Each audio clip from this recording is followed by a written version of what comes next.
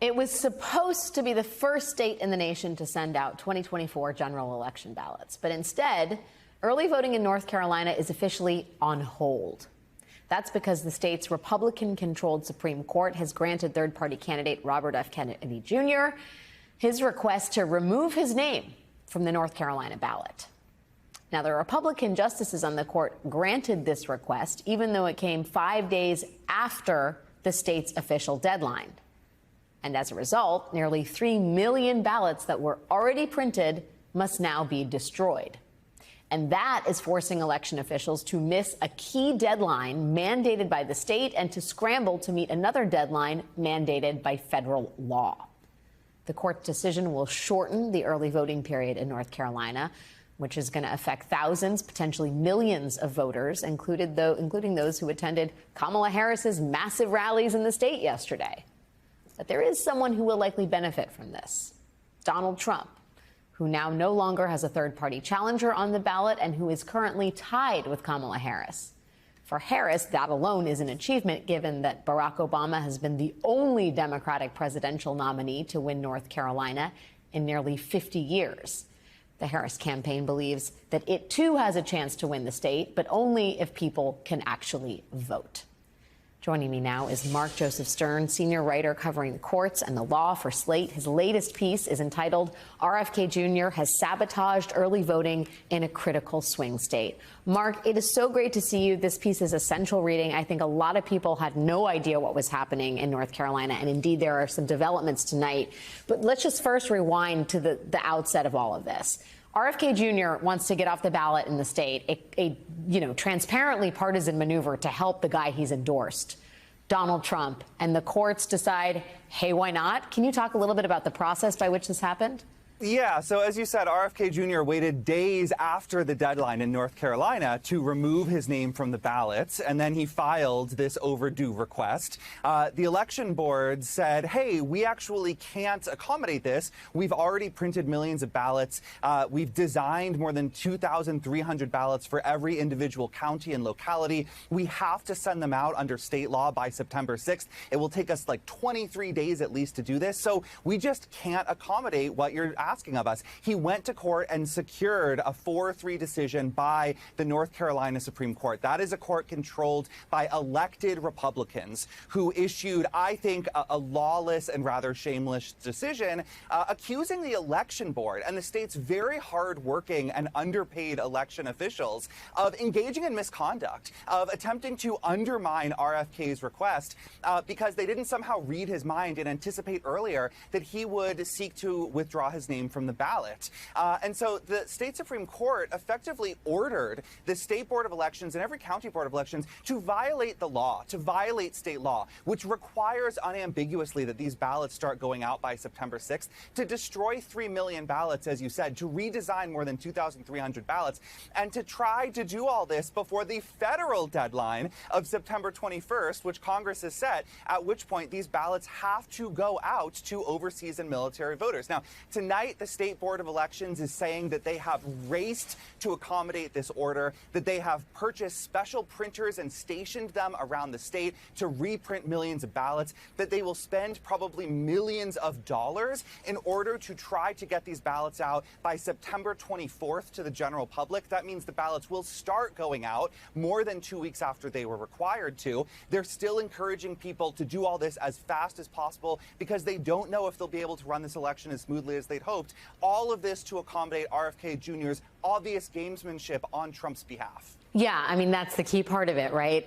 I believe in Wake County alone, it's going to cost $300,000, $55,000 in Durham County. Election workers are going to have to work through the weekend to, again, accommodate RFK Jr., a proxy for Trump. How disturbed are you by the decision of the state Supreme Court? And how much do you read into that in terms of any future election related concerns or lawsuits? So I'm really disturbed, and I just want to get into the weeds a little, because the North Carolina Supreme Court had years ago ruled that the state constitution has this provision that guarantees free elections. It says all elections shall be free. The North Carolina Supreme Court had said that restricts partisan gerrymandering. It reduces the legislature's ability to gerrymander people's votes away. When Republicans flipped the North Carolina Supreme Court in 2023, the first thing they did was overturn those decisions, gut the free elections clause, and say, actually, this is a meaningless clause and there's no real guarantee for free elections. But when RFK went to the North Carolina Supreme Court and said he wanted to be removed from the ballot, those same Republican justices cited the free elections clause in the state constitution as the reason why he could be removed from the ballot and why the entire early voting process had to be abridged and thrown into chaos. It's sheer partisan hackery from judges who are elected on partisan lines, and it tells me that these guys are very much putting their thumb on the scale for Trump in this upcoming election.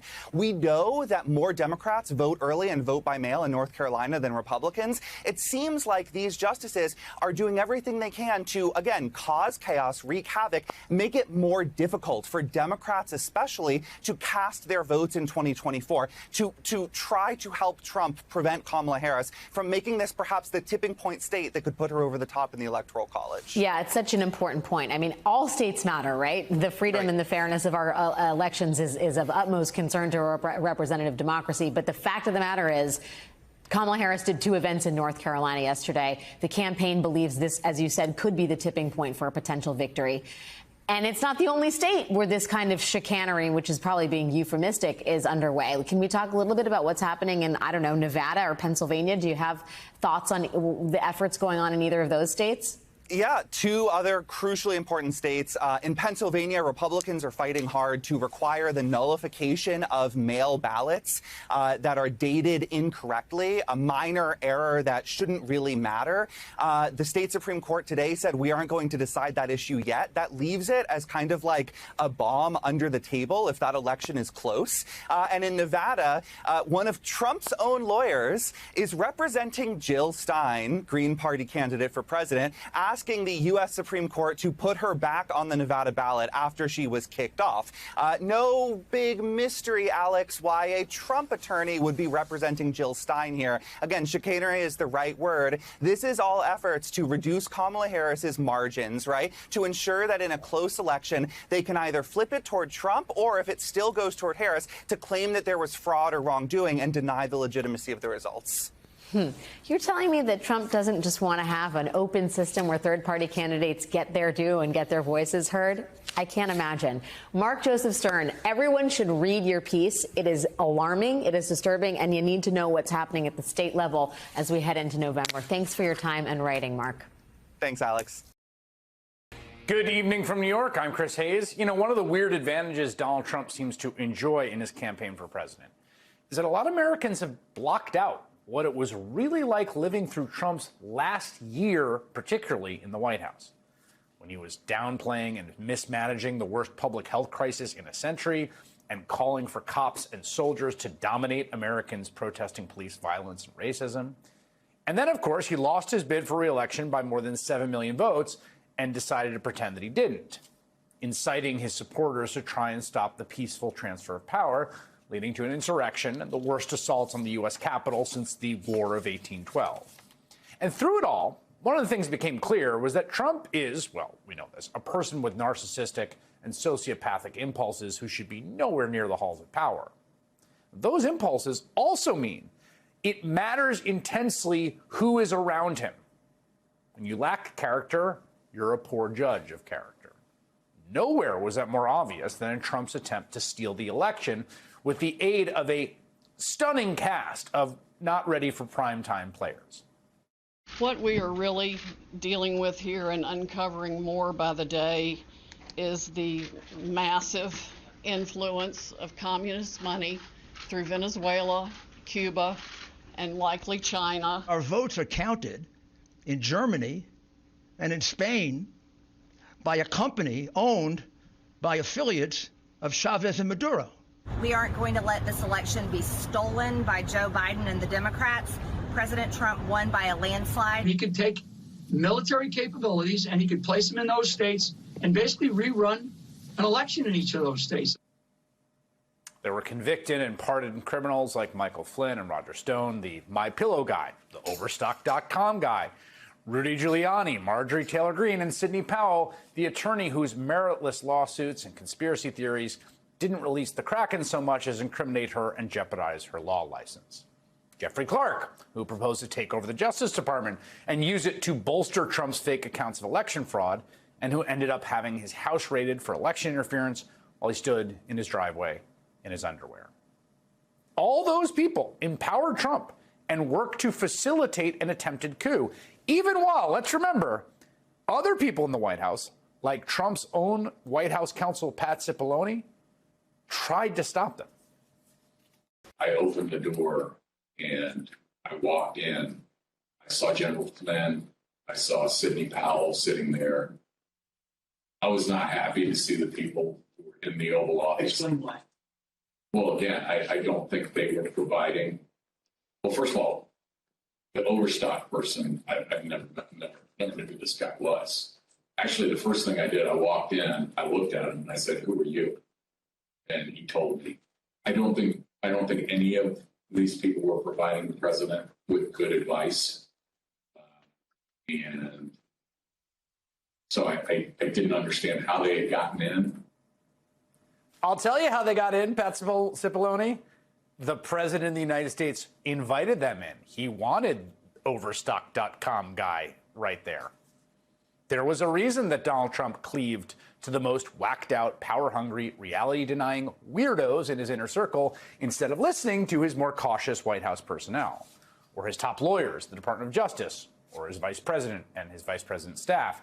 As he felt his power slipping away, Trump very consciously invests his energy in people who would indulge his insecurities, people who would encourage him to follow his worst instincts and cling to power by any means necessary, up to and including staging the first attempted coup in American history.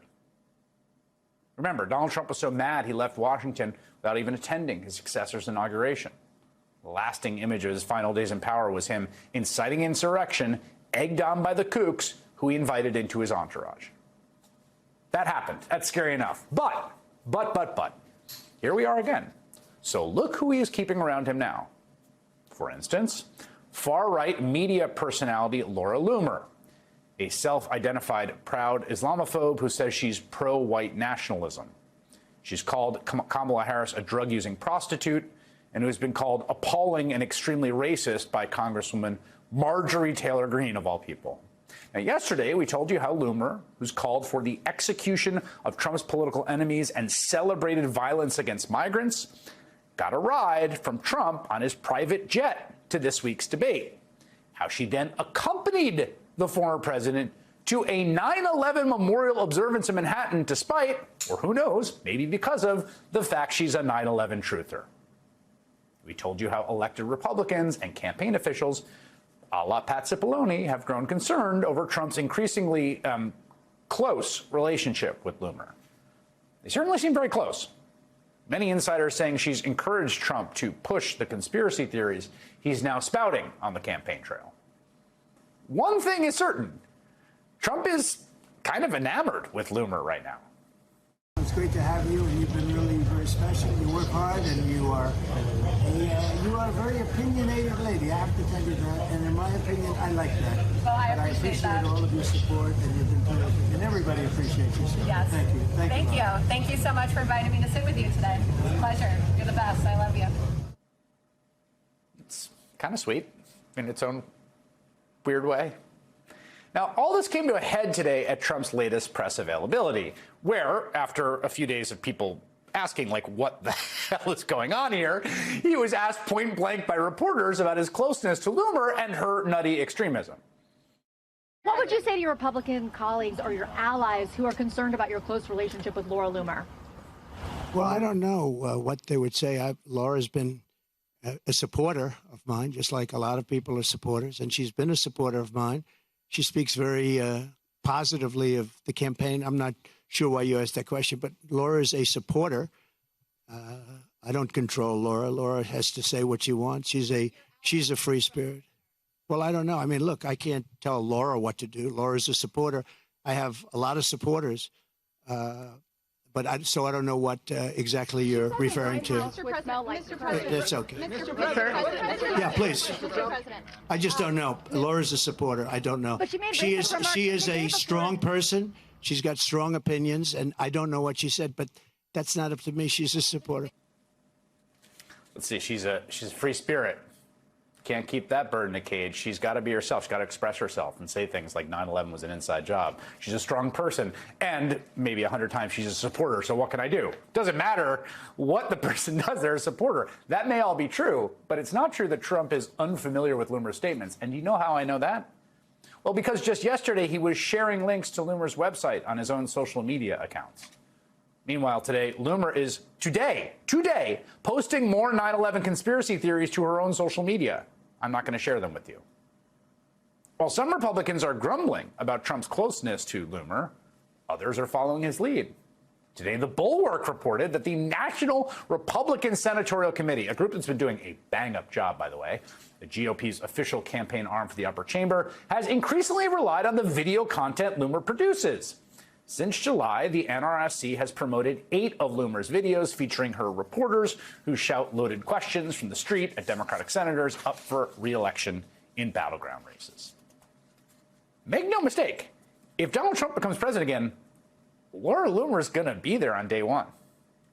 She might even end up in his administration. Laura Loomer's turned out to be a warrior for your dad. You pulled up the screen. I hope she's press secretary when you're. Listen, she's a bulldog, man. I'll say that. She gets after it. I'd love to see her press secretary just to watch DC just explode. That was Don Jr. back in November of last year.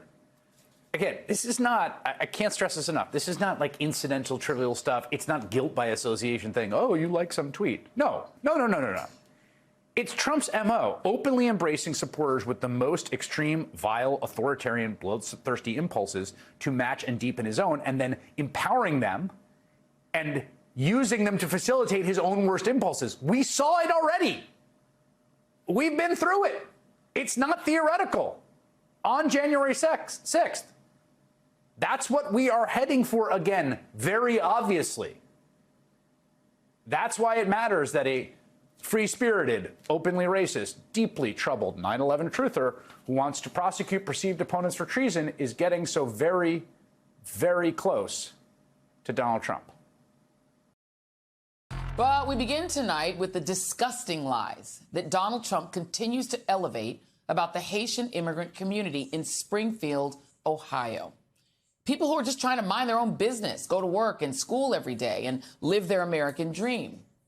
Yet this man, who has hordes of followers willing to enact violence on his behalf, as seen on January 6th, has managed to level down beyond being a dusty old racist grandpa red-pilled by Facebook, and way beyond mere insanity and derangement and cognitive decline. And he has leaned fully into intentional demonization and dehumanization of immigrants. In this case, immigrants with green cards, like the ones 2 of his 3 wives had, as his last desperate bid to claw his way back into the White House so he can stay out of prison. And while his comments have become everything from a TikTok meme to a punchline on late night TV, just imagine if you were on the receiving end of this garbage. It wouldn't be funny to you or to your kids. In fact, it could be life-threatening. The city of Springfield has received 2 bomb threats since Donald Trump spread this lie on Tuesday, resulting in the evacuation of 2 elementary schools. Donald Trump and J.D. Vance and their horde of politician and street MAGA supporters bear full responsibility. The mayor of Springfield told reporters that the individuals calling in the threats cited their frustration with immigration and the Haitian community in Springfield. The mayor also said they needed help, not hate. Think about that for a second. Donald Trump and James David Vance, who spends most of his time hectoring childless women who have cats, have now put innocent children's lives at risk by lying about Haitian immigrants and turning them into boogeymen who will eat your pets. And to be clear, they are continuing to promote this lie, even though they know it's a lie. Now, if you want to understand the anatomy of a racist lie, let's start where way too much of the garbage inside Trump's brain comes from. Neo-Nazis. According to NBC News, Blood Tribe, a national neo-Nazi group, was among the early purveyors of the pet-eating smear in August, posting about it on Gab and Telegram, two social networks popular with extremists. The lie then crossed over into mainstream circles when, without evidence, people on a Springfield Facebook group promoted the bogus claim that Haitian immigrants were stealing neighbors' pets and eating them, and killing ducks and geese for food. NewsGuard affirmed that monitors' misinformation tracked down the individuals who made the initial claims, and surprise, they could not say that they had any firsthand evidence to support them. It was all hearsay. It was Donald Trump's running mate, James David Vance, who then mainlined this lie. He first complained about the influx of Haitian legal immigrants who he lied about, claiming during a hearing with Jerome Powell, the chairman of the Federal Reserve, back in July, that they were not in the country legally, and accusing them of draining resources. Clearly not satisfied with the damage he did there, Vance doubled down, claiming that reports now show that people have had their pets abducted and eaten. When reporters asked the senator for any evidence at all of his claims, his Ohio staff failed to provide any. That didn't stop conservative trolls like Charlie Kirk, Elon Musk, and others to spread it even further, who spread it, even further. And as often happens, stories like these are often fed by a kernel of a real thing that then gets twisted to fit the lie. In a case that some were confusing with Springfield, police in Canton, Ohio, 175 miles away in another part of the state, recently charged a woman with cruelty to companion animals for allegedly killing a cat in a neighborhood in front of multiple people. According to USA Today, that's according to USA Today. And guess what? Also according to USA Today, that woman was not Haitian. She was an American from Ohio. Here's another thing they're lying about. Haitian immigrants supposedly stealing geese. That lie stems from an image that has been shared of a man carrying a Canada goose, which, like the woman in Canton, morphed into a claim that Haitian immigrants were eating wild geese in Springfield. A reverse image search leads to a month-old Reddit post claiming the image was taken in Columbus, Ohio, 45 miles east of Springfield. The photographer behind the now viral goose photo spoke with a local NBC affiliate and said his original intention was to document a weird thing he saw in Columbus, not Springfield. And he was taken by surprise that the image was repurposed to spread this lie. He also added that the individual was not, I repeat, not Haitian. Here's another big lie that Trump and Vance are so good at spreading. That Haitians are the unwelcomed root of all of Springfield's problems, and as a result, should be punished for it by deporting them to Venezuela. In Springfield, Ohio, 20,000 illegal Haitian migrants have descended upon a town of 58,000 people, destroying their way of life. We will do large deportations from Springfield, Ohio. Large deportations. We're going to get these people out. We're bringing them back to Venezuela. What Nazi curious grandpa won't tell you is that Springfield welcomed immigrants to their hometown because they were suffering such a massive population decline as businesses left the area. Just take a look at this 2014 headline that reads, in black and white, for the junior senator from Ohio to read, quote, Springfield seeks to be immigrant-friendly city, unquote.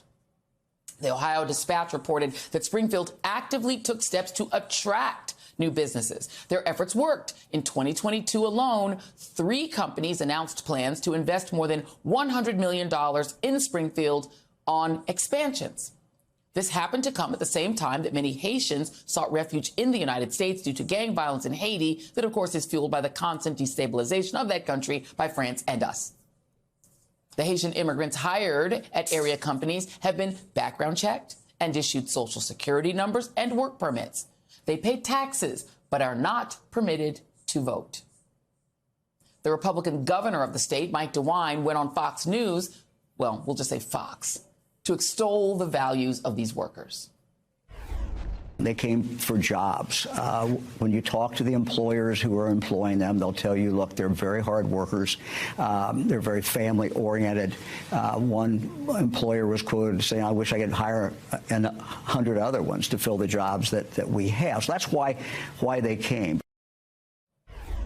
And this isn't even the first time Haitians have been the victims of racist fear-mongering like Donald John Trump, son and grandson, and two-time spouse of immigrants. He called their home an Essel country and said allowing them to seek refuge here was dangerous because they all, quote, have AIDS. The fact that House Republicans are threatening a shutdown and demanding in exchange for keeping the government open the enactment of deeply dangerous and unpopular parts of Trump's Project 2025 agenda is unserious and unacceptable. The unserious and unacceptable provision is about voter ID to prevent non-citizen voting, which is not a thing. And the White House has already said it will veto such a bill. Quote, the Republican provision will make it much harder for all eligible Americans to register to vote and increase the risk that eligible voters are purged from voter rolls. This legislation is unnecessary. It is already illegal for non-citizens to vote in federal elections. It is a federal crime punishable by prison and fines. This behavior is wrong, and the law clearly prohibits it. States already have effective safeguards in place to verify voters' eligibility and maintain the accuracy of voter rolls, end quote. Let's be clear. Donald Trump lost the 2020 election because 7 million more people voted for President Biden, and enough of those people lived in battleground states. It wasn't a close election, and it's not because of made-up voter fraud. It's not because of non-citizens voting in the election. But the vitriol and disinformation about the 2020 election has been memed into reality in the confidence of voters. New polls released today by CNN reveal that only one swing state, Wisconsin, has a majority of voters who say they're very confident about the accuracy of their state's voting process. The constant repetition of Republican conspiracy theories and the political theater of unnecessary and unjustified recounts by folks like the cyber ninjas has succeeded in sowing doubt in voters' minds. The 2020 election was, in fact, empirically the most secure and safest election in modern history. Now, here's the other problem. There are only 9 legislative days left on the calendar before a federal government shutdown. But Republicans are willing to shut down federal services and destabilize the country in pursuit of a xenophobic and racist agenda. Also, Donald Trump doesn't have to face the fact that he's a loser and might actually be a loser yet again in November. Joining us now is the Democratic Congressman Joe Neguse of Colorado. He's the House Assistant Democratic Leader. And I always enjoy talking to you, Congressman, but I'm actually confused tonight about what to talk about. Do we talk about the fact that the government could shut down, or do we talk about this BS about non-citizens voting? It is statistically not a thing that happens in this country. Well, good evening, Ali. It's good to be with you. Perhaps we could talk about both. I guess I would first just say, with respect to the former, as you said, it is already illegal under federal law. It is a crime, of course, for non-citizens to vote in federal elections. And for all the reasons that you stated, and of course the reasons that Leader Jeffries so eloquently articulated, we know that House Republicans are engaged in a political charade. It is unfortunately a dangerous game in which they have taken government funding hostage to pursue an extreme and extremely partisan continuing resolution that ultimately would harm not just, of course, our nation's veterans and veterans health care, a wide variety of critically important programs, but as you said, also seeks to implement Trump's Project 2025 inspired idea with respect to this particular provision that you've described.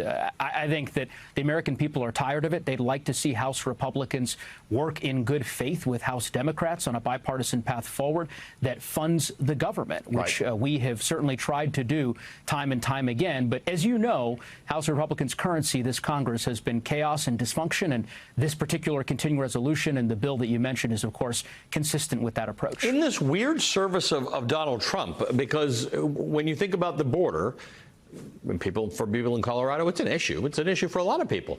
There was a bill There was a bill that a lot of Democrats didn't like and a lot of Republicans didn't like, but people came together to create a bill. And Donald Trump's xenophobic nonsense and the fact that he didn't want to solve a problem killed that bill. Government shutdowns used to be rare. They used to be a rare thing, and they were often done because something really important was holding them up. This is a nonsensical bill that doesn't need to pass. Yeah, I agree on both fronts, Ali. I would say with respect to your first point, that the dangerous and offensive rhetoric that the former president has been engaged in, I agree, largely obfuscates away from what he doesn't want to talk about, which is that ultimately, at his behest, Republicans killed a bipartisan border security deal that would have addressed and ameliorated many of the challenges on our southern border. And of course, as you said, House Republicans have now made threatening government shutdowns a mainstay of their approach to government, unfortunately, and it has dangerous consequences for the American people. I think that, as I said, the American people are tired of it. It's one of the reasons why the message that Vice President Harris has been articulating, in my view, is resonating so deeply with the American people. But it's time for the House Republicans to get serious, and they've got to work with us to get a continuing resolution funded. I don't mean to debase this conversation by bringing up this other nonsense that we were talking about earlier, but you are the child of immigrants. As you know, I'm an immigrant to this country. This stuff that Donald Trump started on, it was remarkable to watch a national presidential debate in America. I can't imagine what people in the rest of the world were thinking, where one of the candidates was discussing people eating pets. But it is actually racist. It's really dangerous. It's not, as Mike DeWine says, from the internet. It's a weird conspiracy theory that the guy who wants to be president of the United States is promulgating. Ali, I'd say this. So 40 years ago, there was a previous president who made a speech on the second to last day of their presidency. And that speech talked about the importance of immigrants, and in particular, the fact that our country's status as a beacon of freedom and opportunity to the world is one of the core parts of America's greatness. That president was a Republican. It was Ronald Reagan in a speech that's become memorable over the course of the ensuing decades. And it gives you a sense of just how far unfortunately, the Republican Party writ large, of course, led by former President Trump and so many of his sycophants, have gone away from some of the norms that used to be considered sacrosanct in our country. I find it, of course, deeply offensive, as do you. But the good news is, Ali, that I think the vast majority of Americans do, too. And they are not interested in the divisive rhetoric that former President Trump has spotlighted and has engaged in for the better part of the last 9 years. They want something different. They want a new way forward. They want an optimistic and hopeful vision for the country that's inclusive. And that's exactly what Vice President Harris and House Democrats have been offering to the American public. So I'm optimistic about the road ahead, notwithstanding the rhetoric that he has been engaged in over the course of the last few days. Congressman, always good to talk to you. Thank you for being with us this evening. Congressman Joe Neguse.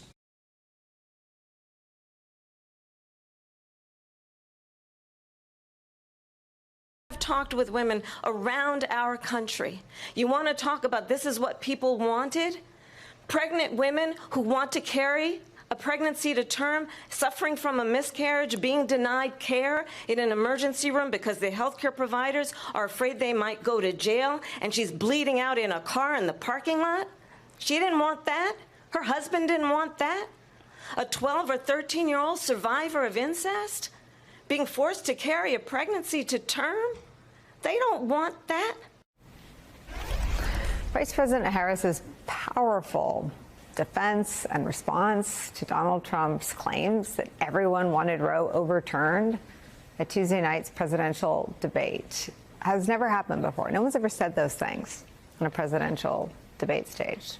That answer has caused Republicans to start to spiral on the issue, as Vice President Harris unapologetically laid out the actual horrors that Trump has unleashed in America, what he's created for every American woman.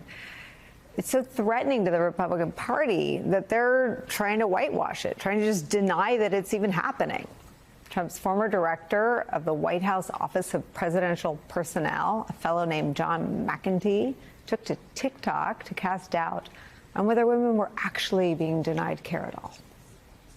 Can someone track down the women Kamala Harris says are bleeding out in parking lots because Roe v. Wade was overturned? Don't hold your breath. He seems nice. The callousness, the stupidity politically is astounding. An Idaho woman, Carmen Brewster, who miscarried for 19 days after being turned away from 3 emergency rooms, quickly rebutted that claim. Present. I'm right here. I had a 19-day miscarriage in Idaho because of the abortion regulations. I blacked out in my hallway due to blood loss. I stopped eating, so my daughter stopped eating. So I had to eat with tears running down my face because it was actually painful to eat because I was in so much pain. Everything hurt. I developed a heart condition called AFib. It means my heart doesn't work right anymore. And it up. So if I get too excited, too hot, too much in pain, too traumatized, my heart up. And so I have to regulate for my heart to keep active. Otherwise, I could have a heart attack and die. I have to deal with these side effects for the rest of my life because of abortion laws. But yeah, women are bleeding out in parking lots. Take that, John McEntee. Joining me here at the table, my dear friend, actor and activist Rosie Perez. Also joining us, Democratic Congresswoman from New York, Nydia Velázquez. Congresswoman, first of all, just your thoughts. I mean, we live in hyperspeed. How do you feel after Tuesday night's debate? Well, Kamala Harris was able to present herself to the nation and to make the case that she was ready to serve as our next commander-in-chief. Yeah, she did. It's amazing that she still has to pass those tests, and all Donald Trump has to do is sort of get his jacket on. But she did something that had never happened before. And, you know, there's all this sort of overdrive speed to consume everything that's going to happen and then to analyze it. But I watched that clip again today, and no woman has stood on the debate stage and described what it's like to have a miscarriage. No woman's ever stood on the debate stage and spoken up for a victim of rape or incest, ever. I mean, that no one's ever had to run against Trump, but no one's ever run. This is the first presidential election to take place in post-Dobbs America. Yeah. And I wonder what you think women heard in that moment. I think women heard somebody advocating for their rights, advocating for their pain, advocating for their need for a successful life. I think that they heard someone really just speaking truth, things that they wanted to say, things that they wanted to raise their hand and say, wait a minute, this is what's the real deal. This is what's really happening. And, you know, I've been pretty silent, as you know, on social media in regards to politics. But after the overturn of Roe v. Wade, I'm like, no, it's time to stand up. This election is so close, and we cannot miss a beat, and we need to get out there and vote. And you can say, well, I'm worried about my taxes. Well, I'm worried about this. I'm worried about that. I'm worried about women's freedom. I'm worried about the freedom for democracy. I'm worried about a young person getting pregnant who's ready to go to college and is not ready to have a child, and their whole life is going to be turned upside down. I'm worried about the boy who impregnated that woman, who also has dreams and aspirations, and that will be put on hold. I'm worried about all the unwanted children that may come into this world if that man gets elected. I was one of those kids, as you know. I come from abject poverty and severe child abuse. I was an unwanted child. Am I happy I'm here? Yes, but I could have done without all that abuse. And so has so many other people. And you think about Republicans saying, well, I'm worried about my money. You should be worried about your money. Because if that man goes into office, who's going to pick up the tab? You don't like paying for welfare now? Honey, just wait. Who's going to pay for all the family court sessions? Who's going to pay for all the food supplement, the SNAP programs? Who's going to pay for all the Section 8 housing that's going to be needed? Who's going to pay for all of these things? You know, and we want the American dream for everybody. Those American dreams will be put on hold. And that's going to affect our economic wheel as well. But it's also the mental health issue. It breaks my heart, Nicole, and you know this. You've heard me cry over the phone. To think about all the potential abuse that can come with this. Child abuse, spousal abuse. The #1 cause for women of dying during pregnancy is not a miscarriage. It's by their partner because they did not want to have that child. These are ugly things that we don't like to talk about, but we need to talk about it. So all you women out there and men who have children, who you fought so hard for their future, think about it. Think about your son who goes to spring break and has a great night. And then all of a sudden, the girl says, you know what, I'm pregnant. What's going to happen if you live in a state where there is an abortion ban? Or if you live in America where there's going to be a potential national abortion ban? We really have to take things very seriously. All right, over 67 million people watched this week's debate. That is a great sign for the American people. And one of the biggest headlines that we are still talking about, I cannot believe we are, and we are because he won't stop talking about it, is what is happening in Springfield, Ohio. Donald Trump talked about it again today, this ridiculous insistence that illegal immigrants are stealing, killing, and eating pets. Donald Trump again is insisting it's true. It is not. Why is he doing this? How is this helping him with undecided voters, which he actually needs? I mean, that's almost unanswerable. I can't say that it is. Like, I don't think it's appealing to those people. I think it's appealing to people who believe a conspiracy theory. And just pick apart, like what you said there, illegal immigrants. These are Haitian immigrants who have temporary protected status. These are not illegal immigrants that he's talking about. And you have what's happening in Springfield. J.D. Vance just today tweeting that they're spreading communicable diseases. The Department of Health has said that is untrue. And the only thing that is happening, frankly, is bomb threats to local elementary schools and a heartbroken father who's had to tell people to stop using his son as a prop. That's what's happening. That's the real stuff that's happening. Just think about that. These real world consequences, the bomb threats, the schools closing. Do they care?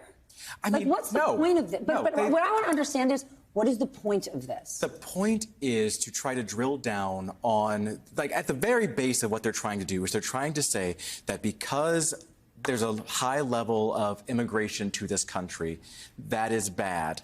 And because Kamala Harris is in favor of open borders, which she is actually not, no Democrat that I am aware of in elected office is actually in favor of fully open borders.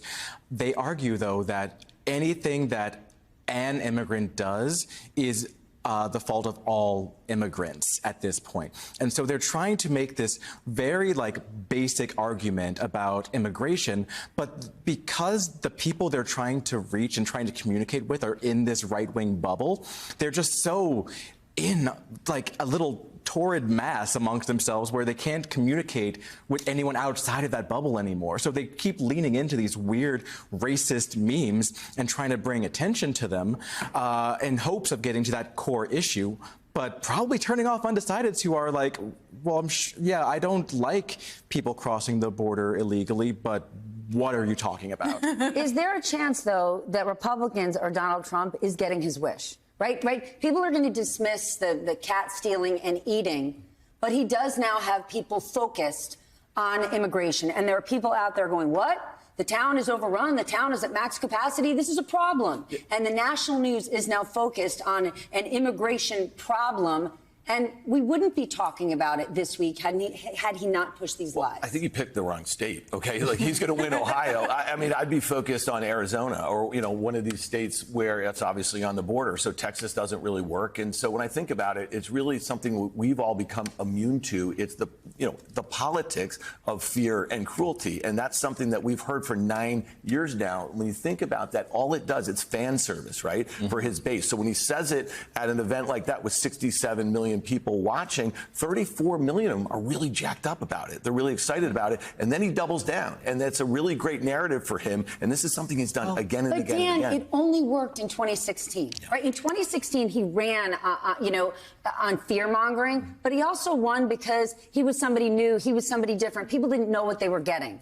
By the 2018 midterms, when he was pushing the caravan lie, day in and day out, up until the day of the midterms, those caravans never showed up, and he never mentioned it again. So people have seen this entire game, and not enough of them will vote for him to win. Right, but he's on his heels right now. When you think about it, you just mentioned 2018. He is has the biggest upset in the history of U.S. politics, but then he became the biggest loser. When you think about 2018, 2020, and 2022, that's it. He's over. It's done. As far as, a certain amount of people, we know what it is. There's probably 80 million people who feel that way. We're talking about 100 or maybe 150,000 people who have to see it the way that we're articulating it right here, and that's the game for the next 53 days. Fallon, you follow all that happens on the internet. We see the memes going crazy over this conspiracy theory and crushing him. But what does it take to get them to stop? Because there are a lot of people who believe it. What'll stop the conspiracy theories from going mainstream? Well, definitely not the memes, because the memes are everywhere right now. I mean, you can't open TikTok without someone doing a remix of the eating the cat, eating the dog soundbite. So what it's going to take is, I think, these social media platforms having stronger fact checkers, having more moderation. Good luck with that. Elon Musk today shared a video of someone saying that, their father did eat cats, and so right now we're in a place where social media is still so unregulated. It is still the Wild West. And I think these conspiracy theories are still going to run wild. And the problem is they become a joke. So they're funny, but then they're repeated, millions of times. Just that soundbite of the eating the cats, eating the dogs has been just listened to on TikTok tens of millions of times. And it's been used in videos over 77,000 times. So we're going to just keep hearing these things repeated and repeated, even if they're in joke form, and they will not stop until somebody steps in, a tech company, social media company, and they say, we will not allow even a joke of a conspiracy theory on Or dare I say, regulators. All right, Hayes, then you have the hardest question. Oh, gosh. Why is this race still so tight? Kamala Harris, at this point, has endorsements from AOC and Dick Cheney. Okay, that is the definition of a broad coalition. And Donald Trump has even rejected the support of Nikki Haley. He can't even see the center. So why is this race so tight?